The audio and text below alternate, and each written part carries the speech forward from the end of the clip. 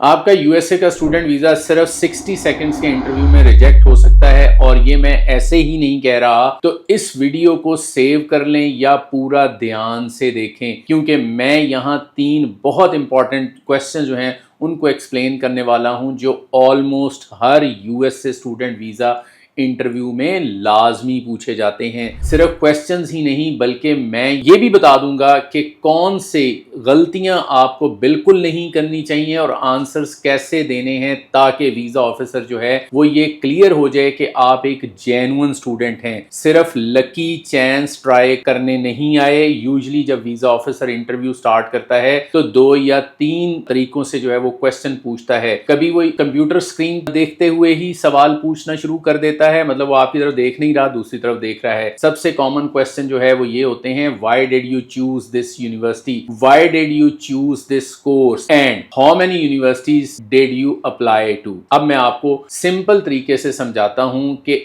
इन questions का right answer कैसे देना है। सबसे पहले आपका आंसर उसको ये दिखाना चाहिए कि आपने प्रॉपर रिसर्च की है, आप ऐसे ही नहीं इस यूनिवर्सिटी को सिलेक्ट किया।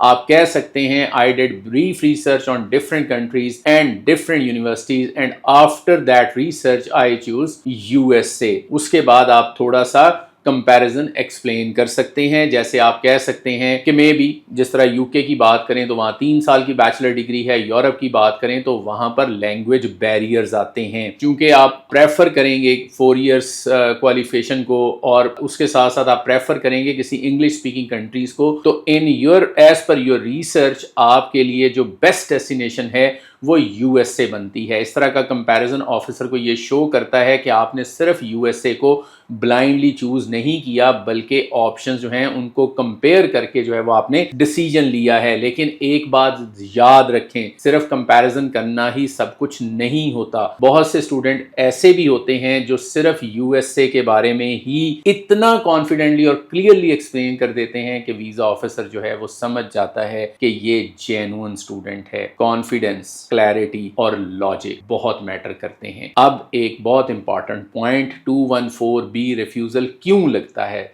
सिंपल वर्ड्स में 2 ही मेन रीजंस होते हैं। आप अपनी होम टाइज जो है वो प्रॉपर्ली प्रूव नहीं कर सके, आप वीजा ऑफिसर को जो है वो कन्विंस नहीं कर पाते कि आप जेन्युइन स्टूडेंट हैं। इसके अलावा नॉर्मली कोई और रीजन नहीं होता। इसलिए इंटरव्यू की प्रॉपर प्रेपरेशन बहुत जरूरी होती है। बॉटम लाइन ये है कि USA student visa interview luck का गेम नहीं है, बल्कि प्रेपरेशन, क्लैरिटी और कॉन्फिडेंस का टेस्ट होता है। अगर आप अपनी रिसर्च क्लियरली एक्सप्लेन कर पाते हैं, अपने गोल जो हैं वो लॉजिकली कनेक्ट करते हैं और वीज़ा ऑफिसर को ये फील करवा देते हैं कि आप एक जेन्युइन स्टूडेंट हैं जिसका फोकस सिर्फ एजुकेशन पर है, तो चांसेस ऑटोमेटिकली जो है वो बेहतर हो जाते हैं।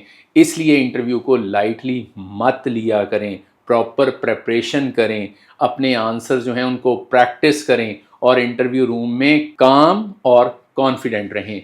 याद रखें, सिर्फ एक शॉर्ट इंटरव्यू होता है, लेकिन उसका इम्पैक्ट आपके फ्यूचर पर बहुत बड़ा होता है। अगर आप सही तरीके से तैयार हैं तो आप अपना केस जो है वो क्लियरली प्रेजेंट कर सकते हैं, और यही सबसे इंपॉर्टेंट चीज होती है। अगर आप जिस दिन आपका इंटरव्यू है आप थोड़ा कॉन्फिडेंट रहे, काम रहे, आपने क्वेश्चन जो पहले से पता है उनकी प्रॉपर तैयारी की हुई और आप डॉट्स को कनेक्ट कर सके, और आप घबराए नहीं कि वीजा ऑफिसर जब उधर देख रहा है और बात आपसे कर रहा है, वो सिर्फ आपका कॉन्फिडेंस चेक कर रहा है कि आप कितने कॉन्फिडेंटली जो है वो चीज़ों को जो है वो अंडरस्टैंड करते हैं, किस तरह से रिस्पॉन्ड करते हैं, आपकी बॉडी लैंग्वेज क्या है, आपकी टोन, पिच, ये सब चीज़ें क्या हैं। अगर आप उन 2, 4, 5, 10 मिनट जितना भी लंबा इंटरव्यू होता है उसमें स्टेज आपको हैंड ओवर कर दिया जाता है, अगर आप परफॉर्म कर गए तो वीज़ा आपको डेफिनेटली मिल जाएगा। Thank you.